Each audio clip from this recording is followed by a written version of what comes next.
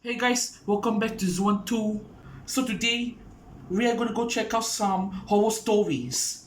But this time is gonna be 3 disturbing true new house horror stories by Mr. Nightmare. I have seen his videos for so many years from the start of 2015 until 2016. 2016 was the true of myself that reacting to his videos.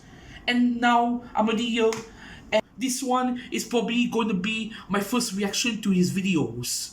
Yeah, we're gonna go right now and check it out. Hope you guys enjoy and make sure to give a thumbs up and subscribe to the channel if you want to do it. What we do, let's go.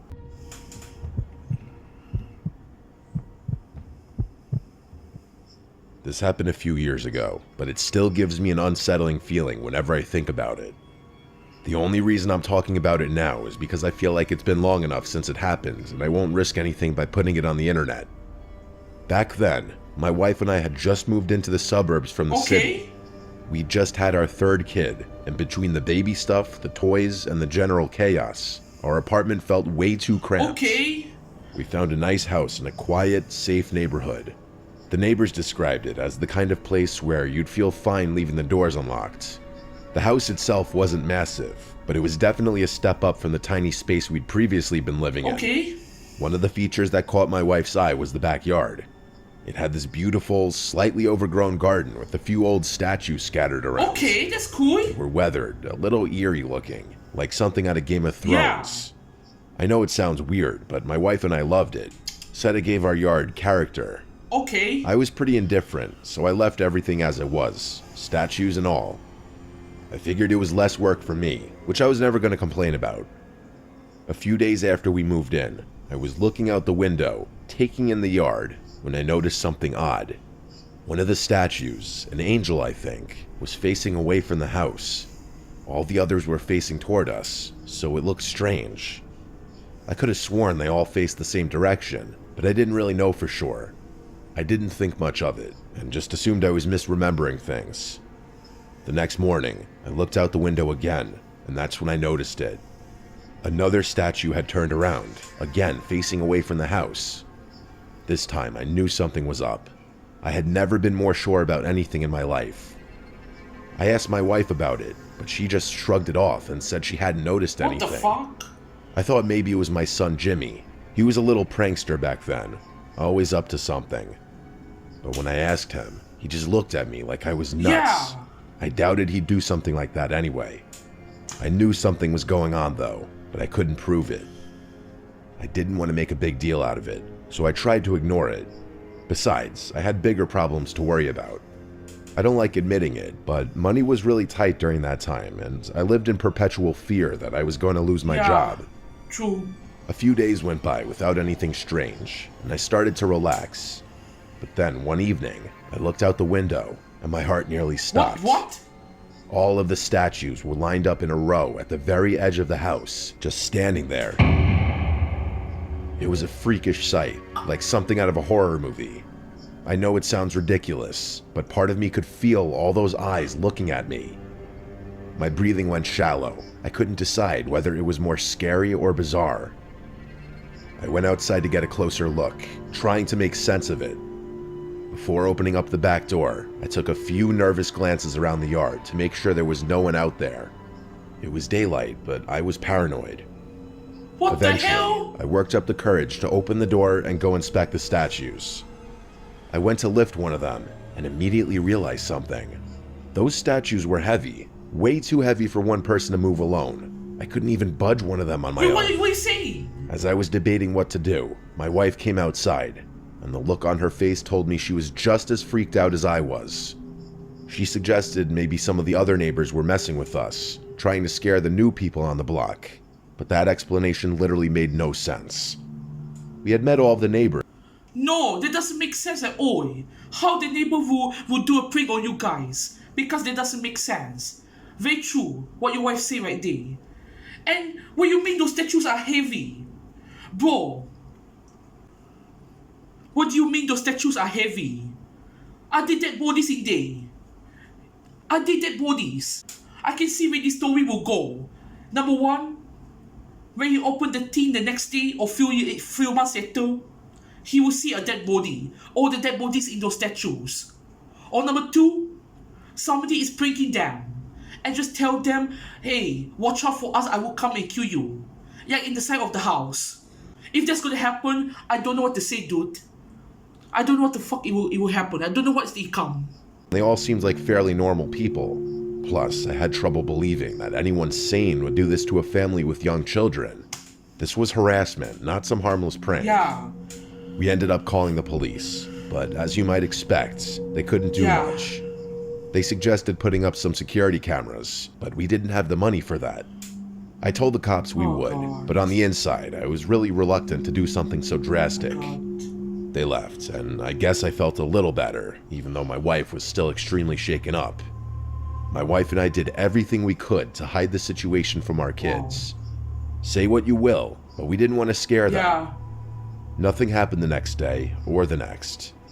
I speculated that the cops had scared whoever was there away, which did track on many levels. So we tried to forget about it, even though neither of us really felt comfortable. I tried to assure myself that maybe my wife was right. Maybe it had just been a prank or something. That didn't do anything to calm my nerves, though. I was on edge, looking out the windows every time I passed by, half expecting to see the statues somewhere else. I hope no one ever has to experience the sensation of feeling unsafe in your own home. A few days passed without incident. I started thinking the nightmare was over, and for the first time in a while, the house was actually starting to feel like home. I could not have been more wrong.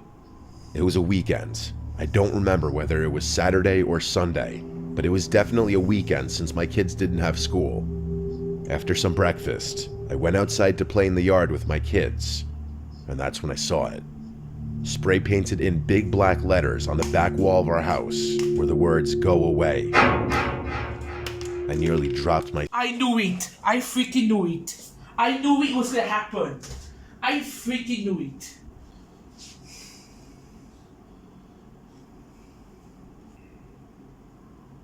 I knew it was gonna happen.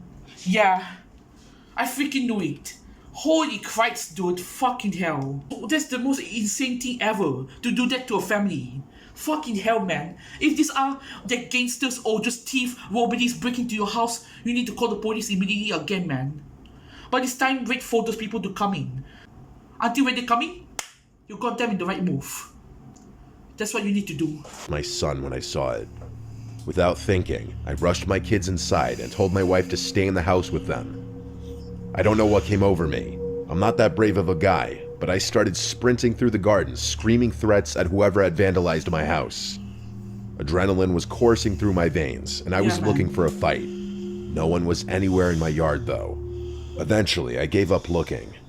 As I was walking back towards the house, the adrenaline in me turned to outright fear. This was serious. Someone had left a direct message meant to scare us. They could have meant us harm, and I knew the situation was only going to escalate from there. The police came again and took down another report, but without any leads, there wasn't much they could do. I insisted that they stay on the property in case those people came back, but they told me they didn't have enough evidence to waste resources like that. As far as they knew, some teenage delinquents could have been behind the graffiti. I couldn't believe what I was hearing. They told me they'd make sure a patrol officer was nearby, which I guess was some kind of consolation. My wife was twice as upset as I was, so I reassured her that we'd be okay, even though I was freaking out internally. That night, I was in the kitchen when I heard my wife scream from the living room. I ran in, and she was standing by the window pointing outside. I looked, and my stomach dropped. There were 5 people standing in our backyard, each of them wearing white face coverings. They were dancing around in this strange, jerky way, almost like puppets. We just stood there, watching them, too shocked to move. It was terrifying. I don't know what they were trying to accomplish, but it was the most disturbing thing I'd ever seen. I snapped out of my haze and grabbed the biggest kitchen knife we had. I basically screamed at my wife to call the police, and while she was doing that, I ran out the back door with a knife in my hand. I screamed like a clinically insane person and took one step toward them before instantly regretting it. There were 5 of them and 1 of me. They could have been armed. Before anything else could happen, I turned... Yeah, they could be armed, bro. I do not. Oh my god, dude! I knew it was going to happen. I knew it. My second story, my second direction was going to happen. I knew it. Like Five Guys. What the? Bro, what the fuck? Dude, I do not expect that at all, man. At this point, you need to move out that neighborhood soon as possible. Get the fuck out there. Never come back ever again. Never. I dare you, man. Bloody hell, dude. The house like a coward. The knife must have scared them, though, because they stopped dancing and ran into the garden, out of sight. Oh, hell no. I told my wife to run upstairs, find the kids, and hide. Hell no. And I guarded the back door in case they tried to break in. Okay. By the time the police arrived, those people were gone. Wow. The police did a thorough search, but couldn't find any trace Bloody of them. hell. That was the last straw. I didn't care about the costs. I bought and installed security cameras the next day. My wife was hysterical for weeks after that, begging me to let us move somewhere else. See? I told her that if one more thing happens, that we would, but that we'd probably be screwing ourselves financially if it came to that. Luckily, the cameras must have done the trick, because those people never returned, and we never had another incident occur on the property. The scariest thing, though, is that we still live in the same house, and never got an explanation for what happened. Fucking hell. Okay, that was just insane, dude. And also when his wife tell him we need to move out, and if this happen, he say no. We're going to not move out. If one thing happen to our house, we're gonna move out, but not now. As he tell her, bro. At that point, I would just move out with my wife. If my wife told me that at that moment, I would just move out. I would say yeah. Fucking hell, bro. Hell no. That was very terrifying as hell, dude. I knew it was gonna happen like that, bloody dude. My wife Taylor and I recently moved out of our old home. She didn't like being so close to her family and wanted to put some distance between us and them. Wow. So that's what we did. Okay. We don't have kids, and she stopped working ages ago. Wow. So she was relatively amenable to my suggestions about where to move. I'm an electrician, so bouncing around isn't much of a problem for me. We eventually settled on New Mexico. We'd both been rural people all our lives, so it wasn't that drastic of a lifestyle change. That was about 3 months ago, give or take.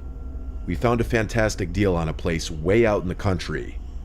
The house is honestly bigger than we really need, especially since it's just the two of us and our black lab, Lola. Okay. But honestly, we figured we'd make use out of the extra space. Maybe even host some of the friends we'd make. We'd been settled in for a few months when I started noticing something odd. What? The upstairs lights kept tripping circuits, but the rest of the house would still have power. What? After this happened once or twice, I knew exactly what the problem was. Like I said, I'm literally an electrician, so this kind of stuff is my bread and butter. Yeah. I figured it would be an easy fix, just a matter of rearranging some of the load on the breaker, which in all likelihood was downstairs. Times like those make me happy that I'm the type of guy who knows how to fix things. Me To be too honest, sometimes. I hadn't spent that much time in the basement since we moved in. I didn't really have a reason to. We'd looked it over briefly when the realtor showed us the place, but I didn't pay much attention. Come to think of it, I don't think I'd been in there one time since then. Anyway, I walked down the stairs and started looking around for the main breaker. The basement was pretty cluttered, and definitely not the type of space that could be easily used. Yeah. It looked more like a storage room than a basement. Eventually, I figured out where the main was and started futzing around. After about 10 minutes, I realized where the load imbalance was and told myself I'd rewire it when I had more time. Wow. At that point, I was about to go upstairs when curiosity got the better of me.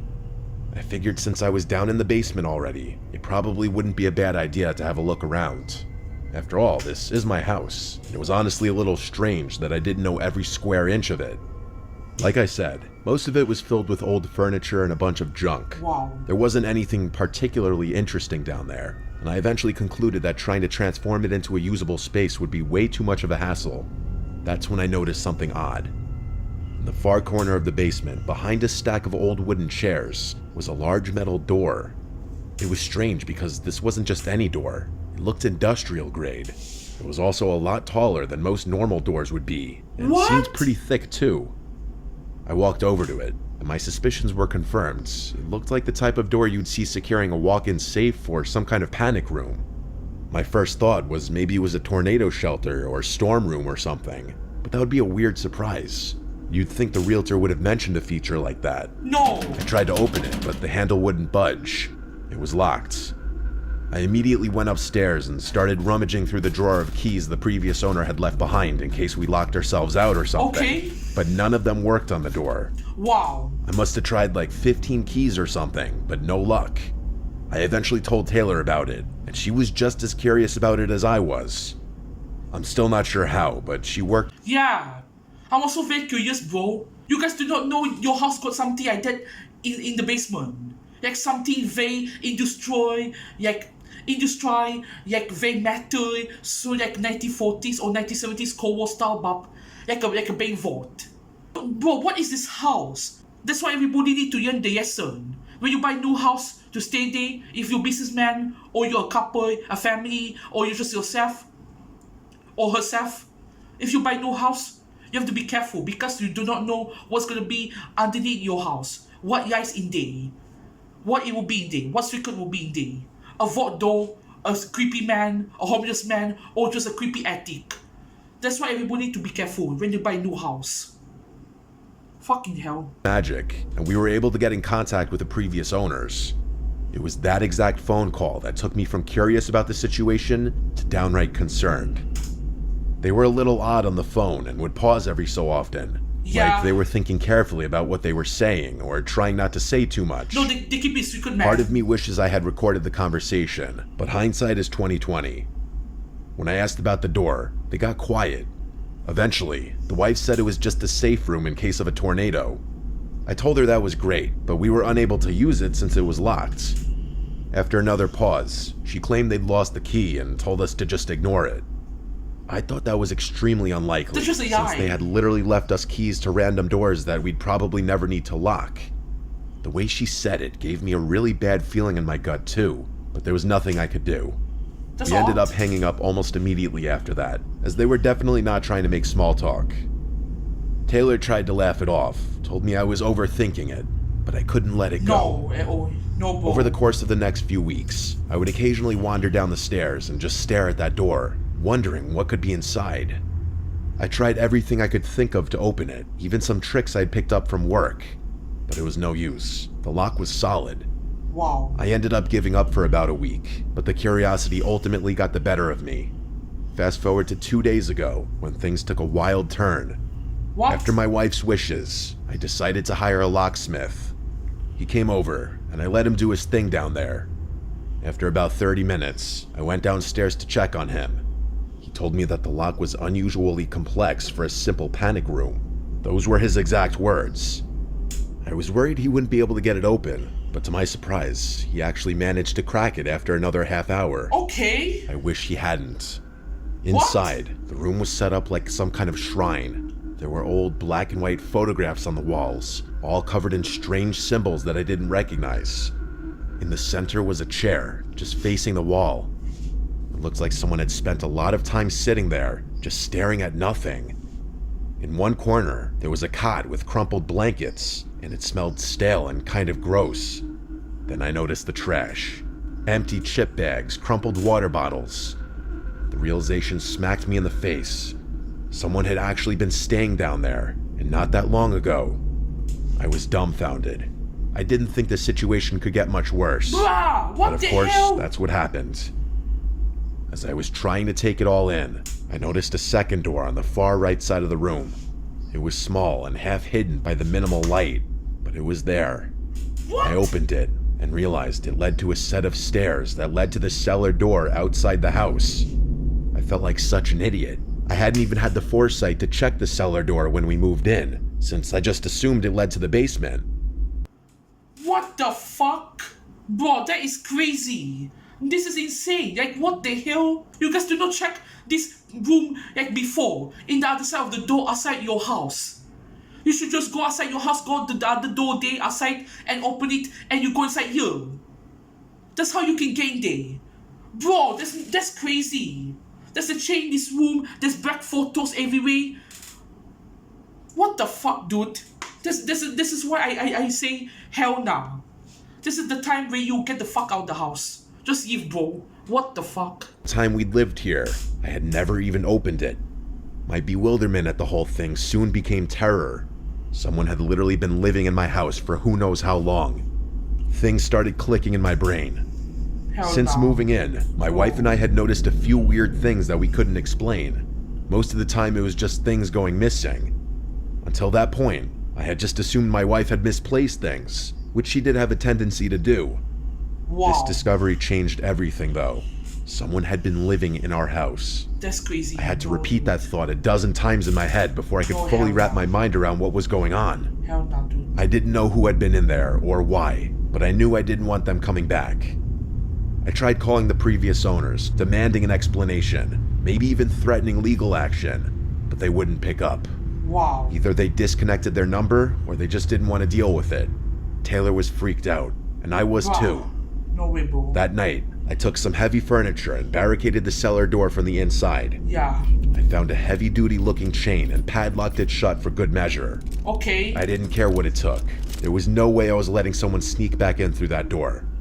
The police came and took down a full report before leaving, telling us they'd do their best to try and get in contact with previous owners. Wait, oh my goodness. We even called our realtor. Also, you forgot something. Get security cameras. Put around your house. Put inside your house. Put in the basement of the entrance of the door and the stairs. Just put it there. Or in the basement down there in the corner of the room. Where the big doors there. Just put cameras everywhere in your house. And that side also. Just go and do it, dude. Buy it. That's how you can caught somebody to sneak in your house at night.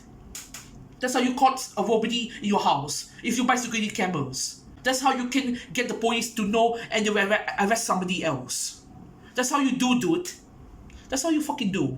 A realtor, who was horrified and said she'd assist the police in any way she could. That night, as we were getting ready for bed, we heard it. There was a loud bang on the front door. Lola shot up, barking like crazy, and we both froze. Neither of us moved, just staring at each other, listening. After a few minutes, the banging stopped, quiet, guys. but then we heard small rocks tapping against our bedroom window. Taylor held on to Lola, and I went to look out the window. Taylor begged me not to, but I was furious at that point.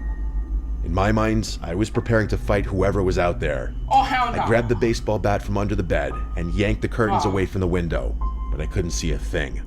We thought it was over. Taylor wanted me to call the police, but there was a little part of me that wanted to handle this myself. I knew the police would scare them away and call it pettiness, but I wanted to make sure whoever was out there got caught. I told her if one more thing happened, I'd call.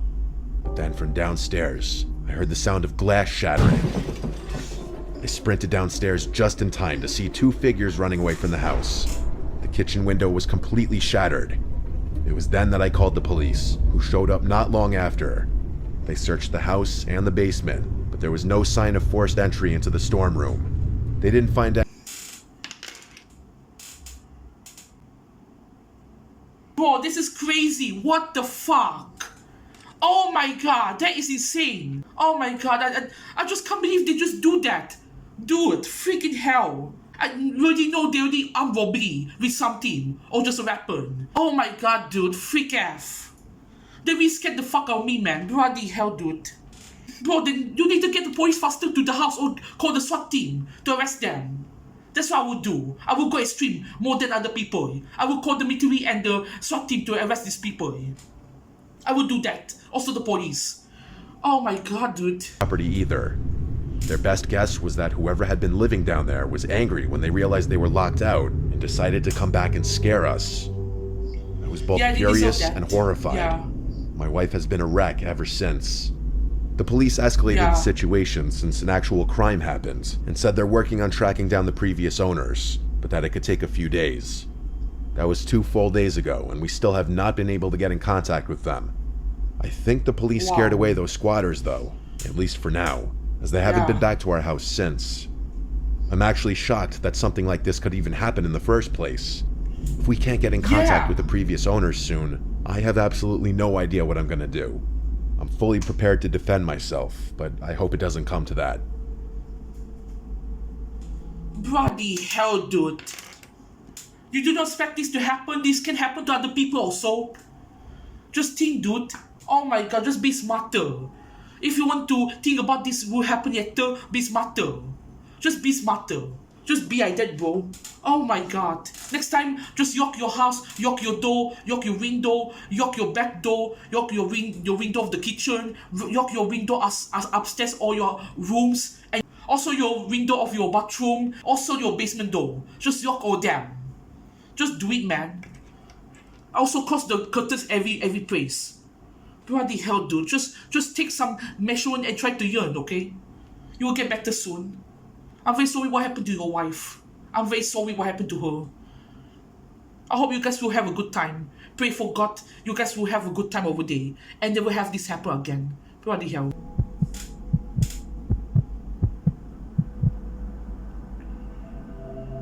When I bought my first house, I was only 27. I'd saved up for years, and even though it was just a small, modest place, I was proud of it. Moving in, though, that took some adjustment. I'd lived with my parents my whole life, along with 3 siblings and 2 dogs. The house was loud, always buzzing with life. But this was quiet. Really quiet. That was honestly the hardest part about the transition. The lack of noise. Living alone felt strange, and at first, I wasn't sure I'd ever get used to it. I'm sure anyone who's gone from living with family to living alone knows what I'm talking about. One thing I loved about the house was the tiny balcony on the 2nd floor. Don't get the wrong impression. I don't even know if I can really even call it a balcony. It was barely big enough to stand on, and I couldn't even fit a chair out there. Regardless, I go out there most nights after work to take a break and clear my head. I smoked pretty often, but I hated the smell, so smoking inside wasn't an option for me. The balcony was twice as beneficial for that exact reason. I didn't even have to go outside or leave the comfort of my own home just to smoke. It felt like a luxury. I'll describe the layout of the property so what I'm about to tell you makes sense. The block I lived on was pretty standard, with houses adjacent to each other all the way down. The street behind mine was exactly the same, meaning everyone's house would be sharing a backyard if it weren't for the 10-foot tall fences designating the property lines.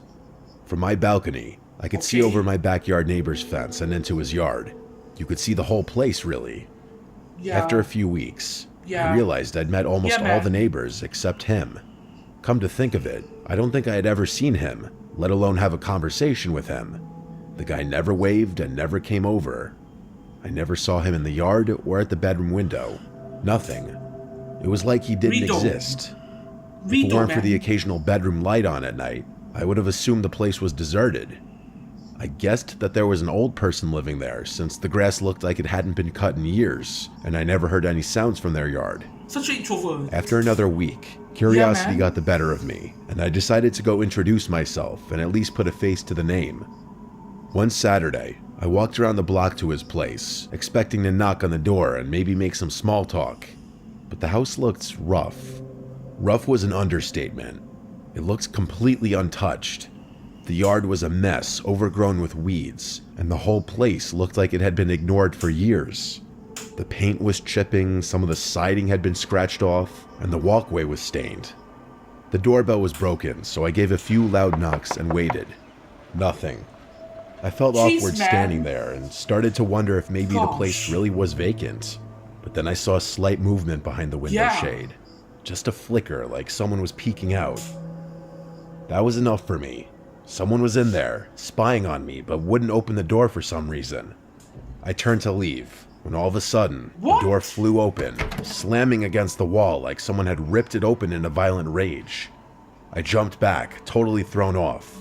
I whipped around and found myself face to face with an elderly Asian woman standing in the doorway, staring at me. She was short, with gray hair pulled back in a tight bun. Her skin was wrinkled, but somehow tense, like she was flexing her face muscles, if that even makes sense. Her eyes were wide, unsettlingly wide. I can't even lie, I was pretty freaked out just looking at her. There was something off about her, like it looked like she was on something. She didn't say a word, just stared with no expression on her face. Eventually, I cleared my throat. That's just weird. What the fuck? I just don't know what to say, dude.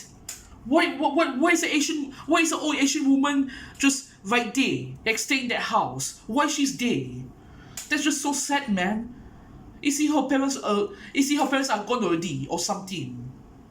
Dude, That's just really sad, dude. But also, what the hell? She just smiled at you with white eyes. Dude, what the freak? I just don't know what to say about it. What the fuck, dude? What the hell? Myself as her new neighbor. After a few seconds, she said her name was Priscilla and gave me a half smile. And that was it. She didn't even ask my name. She just stood there watching me. I nodded and turned away, not knowing what to say. I left feeling more unnerved than I wanted to admit. I never heard the door close behind me, but I didn't want to turn around and get caught looking.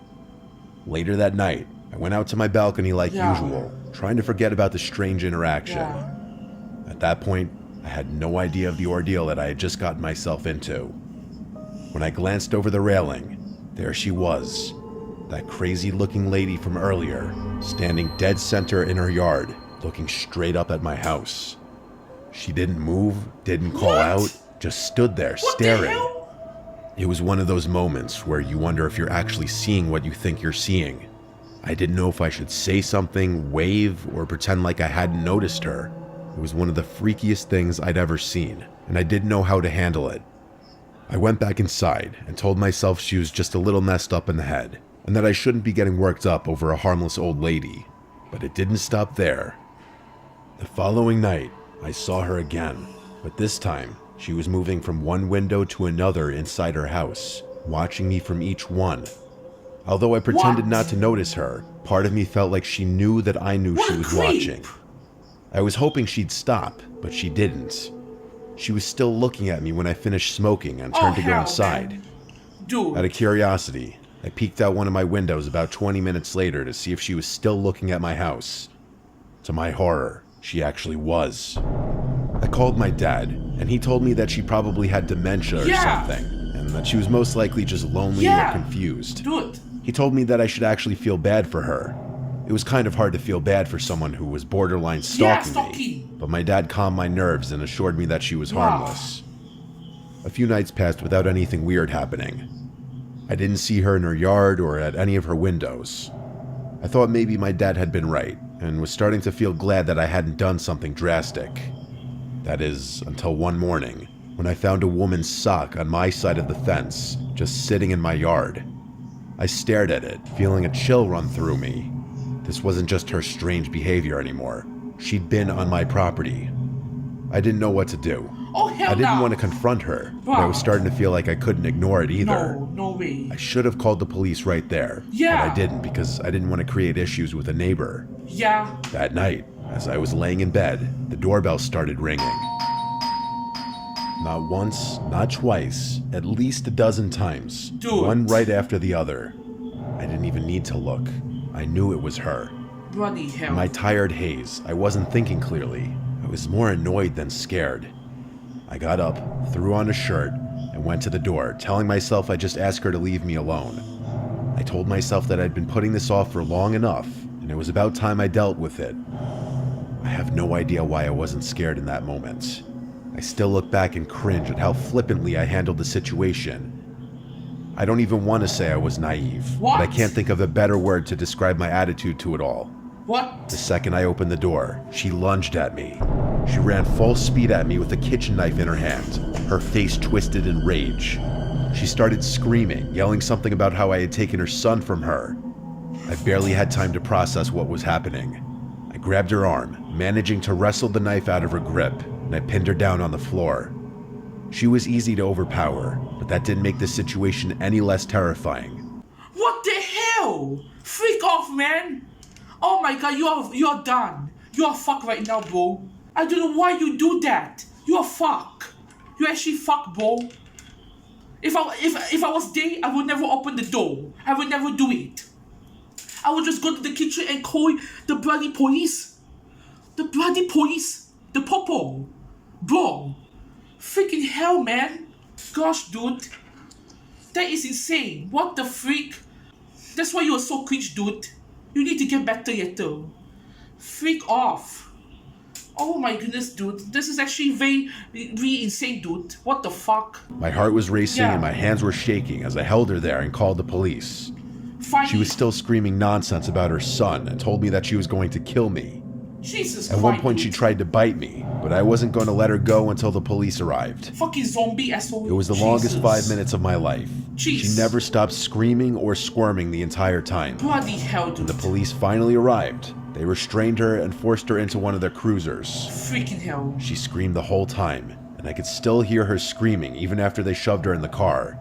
Bloody I had never been more scared in my life. Jesus, man. The police made sure I was okay and told me she'd be sent to some kind of psychiatric facility. Yeah. I never saw her again after that. Freak off. This incident still weighs pretty heavily on my mind and has definitely made me a more paranoid and cautious person. Yeah. I ended up moving out not even a year later. Yeah. Freaking off, bro. Fucking hell. That's already all my reaction today. Hope you guys enjoy. Fucking hell with all that. All these people, they got themselves in the crazy situation. This is why you guys need to just try to like stop doing this, okay? Oh my god, dude. I'm about to get nightmare right now. It's just, right now it's like, let me check my time. Oh my god. It's actually, what's the time right now? Let me check my clock. It's just 8 o'clock only. Oh my god, I'm about to be like so horrified tonight. Anyways, hope you guys enjoy. Thank you for watching and have a nice day. Best God to these people. I hope they will get better, but don't do that ever again. Fuck off, man.